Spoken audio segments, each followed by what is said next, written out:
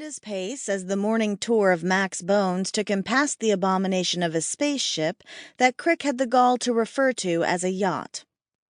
Unfortunately, Crick's dog barked and ran out to greet him, tangling herself in his legs and bringing Joe to a halt. If it hadn't been for Borgia, the maniacally friendly golden retriever who attempted to merge with every humanoid she met, the owner of Mac's bones could have avoided some of the worst trades he'd made in years. Few of the space gypsies and assorted vagabond families who camped out in Mac's bones while making overdue repairs to their ships were flush with cash, but Joe knew that Sean Crick would have resisted paying for a life preserver even if he was drowning in Stryx creds. Worse yet, the man hated to give fair value in trade. But the dog had already flopped on her back on top of Joe's shoes and was looking at him expectantly, so he crouched and rubbed her belly while waiting for the inevitable encounter. "Mornin', Joe," Mary called, having come out to investigate the dog's euphoric barking. "My hubby just went out looking for you. Said he had some business that would put a real smile on your face." "Morning, Mary," Joe replied, wondering, as he did every morning, how a man like Sean had ever landed a woman like Mary. Nearly 8 years after his own marriage, Joe was beginning to realize that he had never understood women. He just hadn't been aware of the deficit when he was single. A boy with carrot-colored hair came tumbling down the ladder, landing miraculously on his feet, and Borgia popped back onto her legs to run over and plant her forepaws on his thin shoulders. The two rubbed noses like Eskimos, and if Kevin had a tail, it would have been wagging in time with the dogs. "Is Dorothy going to school today, sir?" the boy asked Joe politely. "Nope, it's Saturday. But Aisha promised to give her dance lessons today, so don't be surprised if she ignores you," Joe replied. Dorothy and Kevin were close to the same age, and people who saw them together always took them for twins. Joe and Kelly both liked Kevin and felt that his respectful manner and calm conduct was a good influence on Dorothy.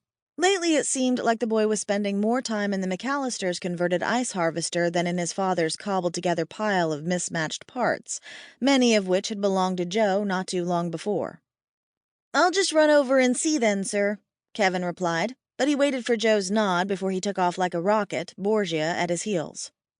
Joe turned back to Mary, preparing an excuse for having to leave without waiting for her husband, but she had produced a steaming cup of coffee from somewhere, along with a tray of pastry.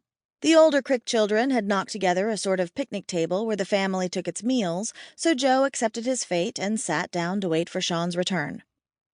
"He just has a thing about money," Mary said sympathetically, reading Joe's mind.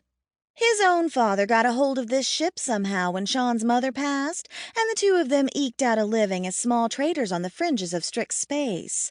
Sean would go months at a time without seeing another soul other than his dad, because the old man would never burn a gram of fuel if gravity wells and patience would get them there eventually.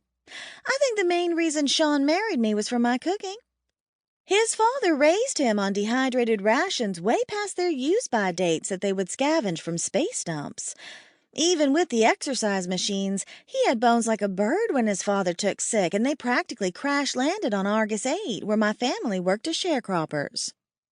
"I guess he must be doing something right to hold on to you and that passel of kids," Joe admitted grudgingly. "That's some life you lead, always on the move, no place to call home other than that sorry collection of scrap." As soon as he said it, Joe felt guilty about running down the only property the family owned, but Mary just nodded and smiled. "It's a much nicer collection of scrap after 2 months of having new parts welded on, thanks to you," she replied calmly. "I only hope that you've gotten something of value in return." "Of course he has." Her husband entered the discussion from 10 steps away, his oversized ears pointed in their direction like a bat's. "Why, the Scharf circulation pump I traded him would cost thousands of creds new, and that's if you could find one." Joe might have mentioned that the obsolete circulation pump needed a complete rebuild. The parts were no longer available and there was no demand for the working item, but he didn't want to make Mary feel bad. Instead, he rose from the bench and offered Sean a perfunctory handshake. "I heard you were looking for me," Joe said neutrally. "Everything going well with the overhaul?" "Going well, the man asks," Sean replied in amusement, directing his comments to his wife and the 2 older boys who had just emerged from the ship, still rubbing the sleep from their eyes. The Crick family also included 3 daughters, but the girls had left early in the morning to hunt for bargains on the shoot deck.